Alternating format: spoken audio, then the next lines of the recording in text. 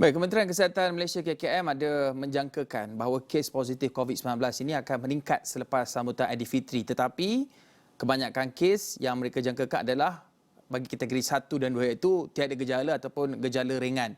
Malah Ketua Pengarah Kesihatan Tan Sri Dr. Nur Shah Abdullah juga telah melaporkan atau memaklumkan bahawa trend kes COVID-19 untuk tempoh 2 bulan kebelakang ini kalau dilihat 99% adalah kategori 1 dan 2. Kalau kemasukan ke hospital ataupun unit ICU juga sudah semakin berkurangan dengan kes kematian juga dilaporkan berkurangan.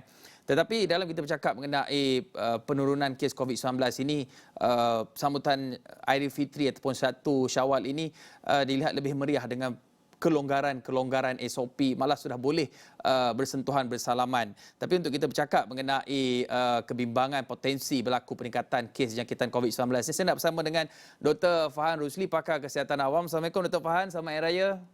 Selamat Hari Raya, Kim. Apa khabar? Baik, Alhamdulillah. Doktor, lihat kepada apa yang dijangkakan oleh KKM, adakah kita perlu gusar ataupun khawatir dengan jangkaan peningkatan kes ini yang mungkin boleh menggugat kapasiti sistem kesihatan kita ataupun meletakkan kita sedikit terhenti ataupun perlahan, memberi kita satu setback dalam usaha kita nak memasuki ke fasa endemik? Jadi sebenarnya Hakim, apa yang penting untuk kita faham bersama ialah bila kita nampak penurunan kes beberapa hari ini sehingga 1,003 dan sebagainya, sebenarnya bukanlah kita mengatakan bahawa jumlah kes itu telah turun. Sebenarnya jumlah orang yang melaporkan tentang saringan ataupun ujian RTK yang mereka laksanakan sendiri itu berkurangan, dan juga orang yang melaksanakan self-test kit ini pun juga berkurangan.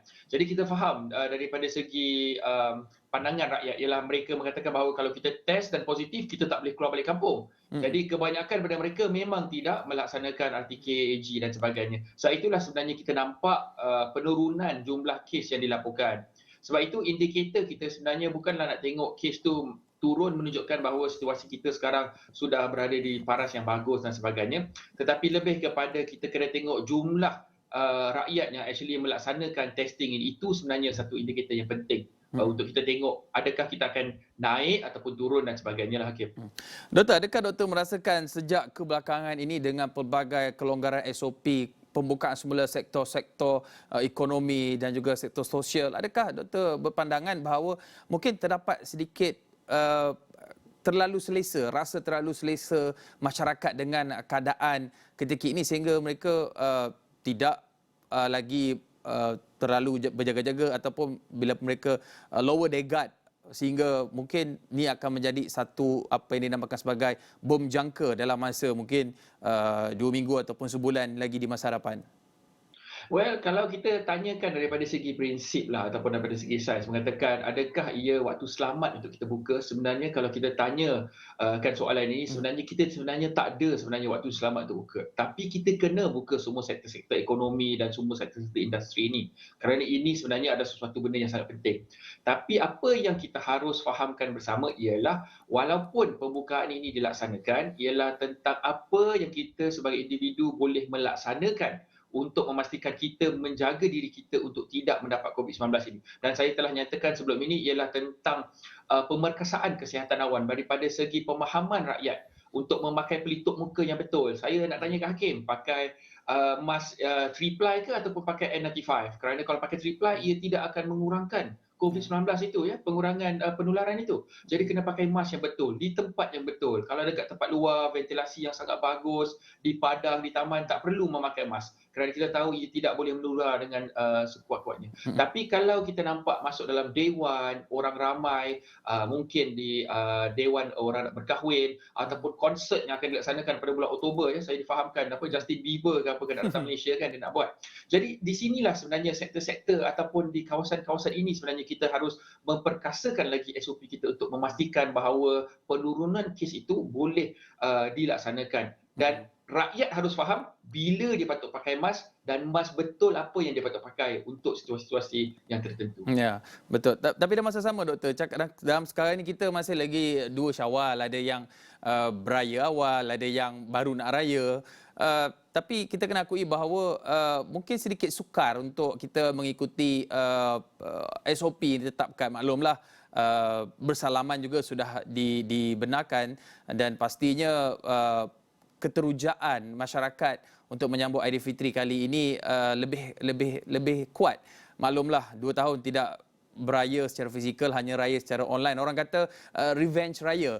Tapi macam mana masyarakat ataupun kita sendiri boleh mengurangkan risiko jangkitan ataupun penjagaan kesihatan kendiri tanpa singgung perasaan sanak saudara ni, Doktor?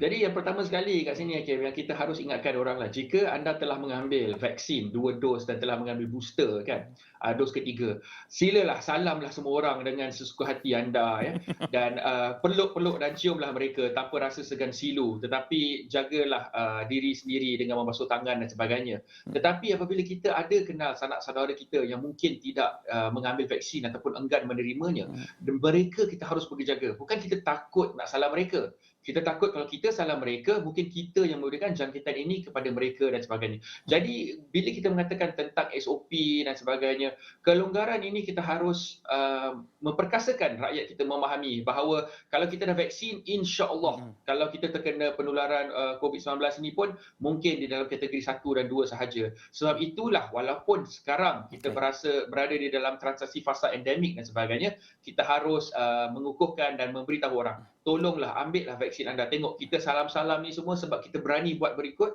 sebab kita dah vaksin. Kalau awak tak vaksin lagi, jagalah diri anda. Sebab itulah kita kena ingatkan rakyat, vaksin itu masih lagi sesuatu yang sangat penting di dalam fasa transaksi ke endemik ini. Nak bersalaman, berpelukan, boleh asalkan ambil vaksin, sama ada lengkapkan dos ataupun dos penggalak. Terima kasih Dr. Fahan Rusli, pakar kesihatan awam, berkongsi pandangan mengenai jangkaan berlakunya peningkatan kes kategori 1 dan 2 selepas Aidilfitri ini. Yang penting vaksin.